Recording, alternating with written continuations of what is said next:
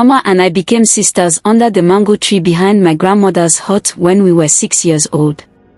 We had just fought over the last piece of fried plantain, and after pulling each other's hair, we collapsed into giggles when a chicken stole the fried plantain right out of Amma's hand.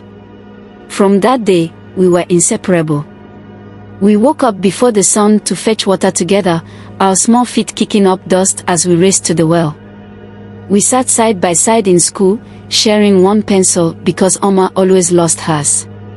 At the market, we carried baskets on our heads, pretending to be fine ladies like the ones we saw in the city. Amma was the bold one, laughing loudly, speaking her mind, dancing even when people stared. I was quieter, content to follow her lead. But there was one thing we never shared: Kwame. Kwame first appeared in our lives when we were 15. His family moved to our village from Kumasi after his father took a job as a teacher at our school. The first time we saw him, Amma nudged me so hard I almost dropped my books. "Look at him," she whispered. "Have you ever seen a boy so fine?" Kwame was tall, his skin smooth like polished mahogany, and when he smiled, his teeth gleamed white against his lips. He carried himself like he knew he was handsome, but not in an arrogant way, just like he was comfortable in his own skin. Amma wasted no time. That very afternoon, she accidentally bumped into him near the baobab tree where the older boys played drafts. "Oops," she said, laughing as if it were the funniest thing in the world. Kwame smiled back. I stood there, clutching my books to my chest, feeling like a shadow. Amma made her interest in Kwame obvious. She brought him roasted groundnuts after school. She laughed too loudly at his jokes. She even started wearing her best beads on days she knew he would be at the river. I never said anything.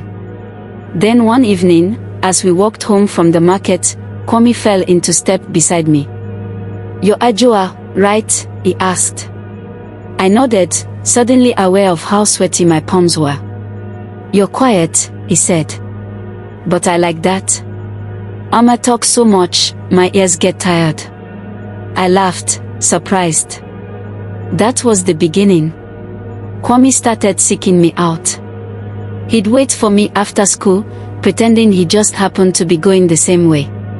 He'd sit beside me at village gatherings, even when Amma patted the space next to her. Amma noticed. One night, as we lay on the mat in her hut, she said, "You like him, don't you?" I hesitated. "Do you?" She turned away. "It doesn't matter. He looks at you differently." I didn't know what to say. The tension grew. Amma stopped inviting me to fetch water with her. She sat with other girls at school. When Kwame and I started working together openly, she stopped speaking to me altogether. Then, one afternoon, I found her waiting for me near the path to the river. "You think you've won?" she said, her voice low. I frowned. "Won what?" "Kwame." She stepped closer. "But listen to me, Ajua. Nothing that's yours will ever stay yours." Before I could respond, she turned and walked away. I stood there, my heart pounding. That was the first time I wondered, was Amma really my friend? Kwame proposed to me under the same mango tree where Amma and I had become friends. He knelt in the dirt, holding out a small gold ring. "I don't have much," he said. "But I'll spend my life making sure you never regret choosing me." I said yes before he even finished speaking. When we told the village, people cheered. Everyone loved Kwame. And though I wasn't as bold as Amma, they respected me for my kindness. Everyone celebrated, except Amma.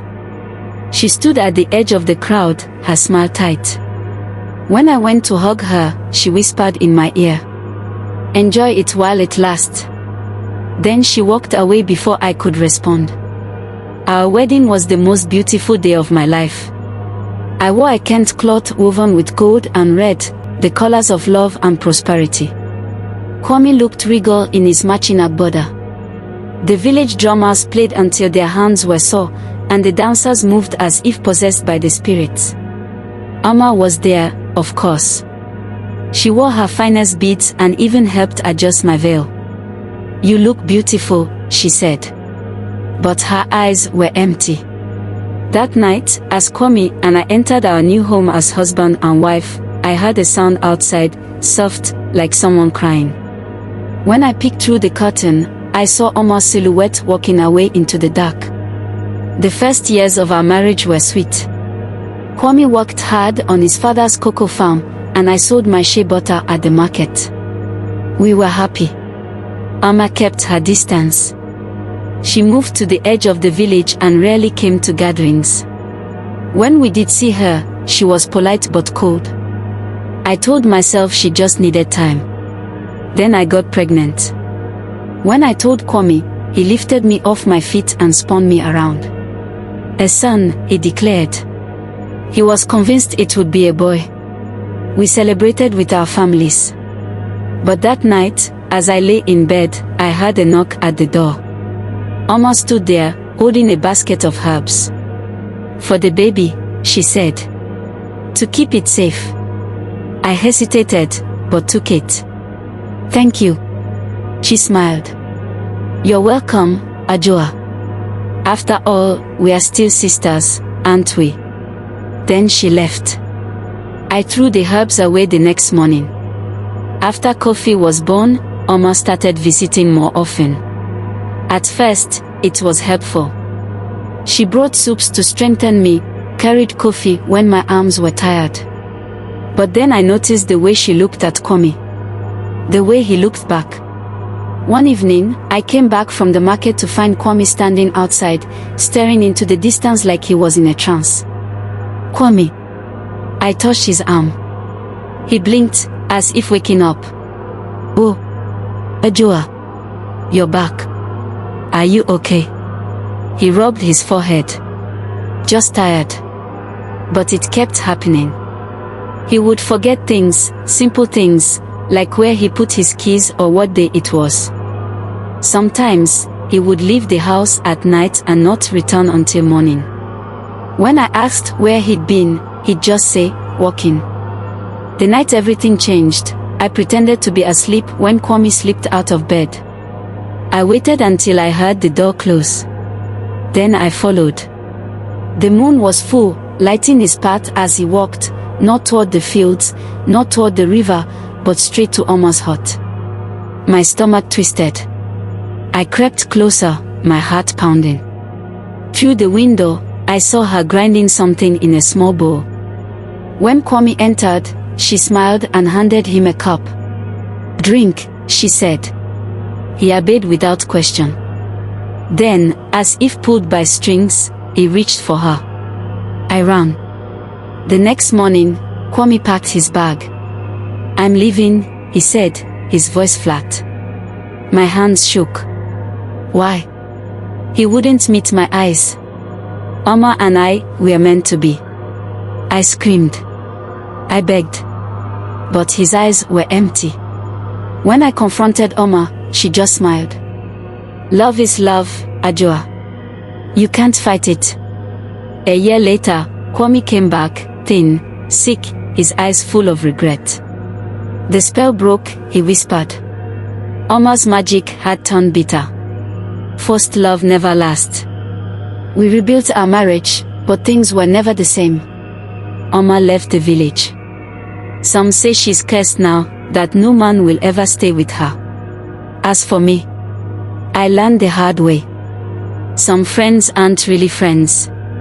And some warnings aren't meant to be ignored. The rumors about Oma started circulating shortly after Kwame returned. Mama Kruma, the oldest woman in the village, claimed she saw Oma bathing naked in the river at midnight, washing herself with some strange black soap that smelled like rotten eggs. Her skin was peeling off like old paint, Mama Kruma whispered to the woman at the grinding mill. But underneath it was turning grey. I didn't believe it at first. Not until I saw her myself at the edge of the cassava farm. Ama was barely recognizable. Her once glossy skin had dulled. Her full lips were cracked and bleeding. But her eyes, Her eyes burned with a feverish light. When she saw me, she smiled with teeth that had gone strangely sharp.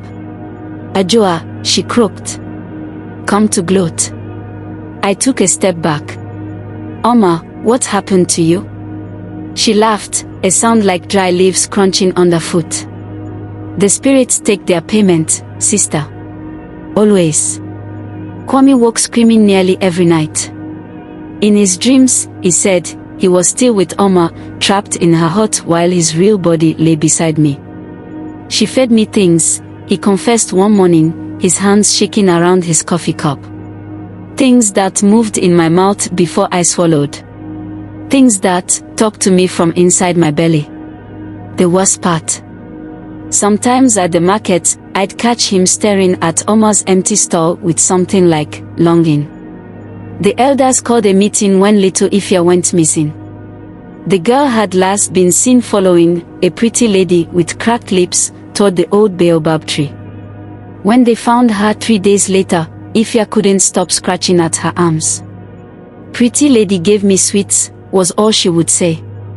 That night, the men took torches to Oma's hut.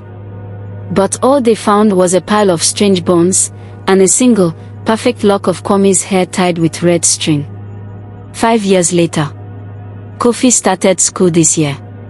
Kwame still wakes up sweating sometimes, but less often now. We had another baby, a girl this time. We named her Sewa, after my mother. Last market day, a traveler asked if we knew anything about the witch woman who haunts the northern road. They say if you walk that road alone at night, you might hear a woman whispering. "Nothing that's yours will ever stay yours. But me. I just hold my children close. And make sure they never accept gifts from pretty ladies with sharp smiles."